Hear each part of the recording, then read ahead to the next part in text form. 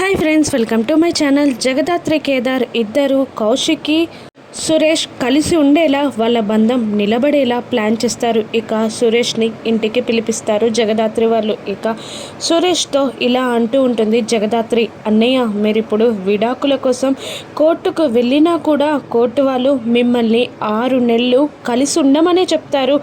వదిన మీరు కలిసి ఒకే ఇంట్లో 6 నెలలు ఉండాలి. ఇక మీరిప్పుడు అలాగే కలిసి ఉండండి.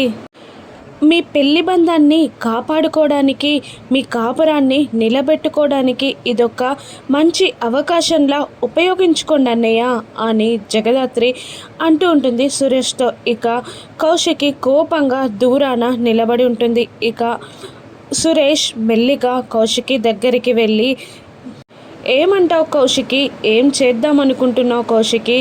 ఇక ఎంతో పవిత్రమైన మన ప్రేమ, మన పెళ్ళి విడాకులు తీసుకునేదాకా ఎలా వచ్చింది కౌశికి? ఎప్పుడొచ్చింది కౌశికి?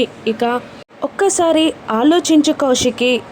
నీ పట్టుదలని, నీ పంతాన్ని వీడి ఒక్క అడుగు ముందుకు వేసి ఆలోచించి చూడు కౌశికి. నేనేంటో నీకు అర్థమవుతుంది, నా ప్రేమ ఏంటో నీకు అర్థమవుతుంది. ఇంత పవిత్రమైన ప్రేమ అర్ధాంతరంగా ముగిసిపోవాల్సిందేనా? మన ప్రేమకి అర్థవంతమైన ముగింపుని మనం ఇవ్వలేమా? చెప్పు కౌశికి, చెప్పు. మన ప్రేమని, మన పెళ్లి బంధాన్ని నిలబెట్టుకుందామా అని అడుగుతూ ఉంటాడు సురేష్ కౌశికిని. ఇక కౌశికి చాలా సైలెంట్గా ఆలోచిస్తూ ఉండిపోతుంది.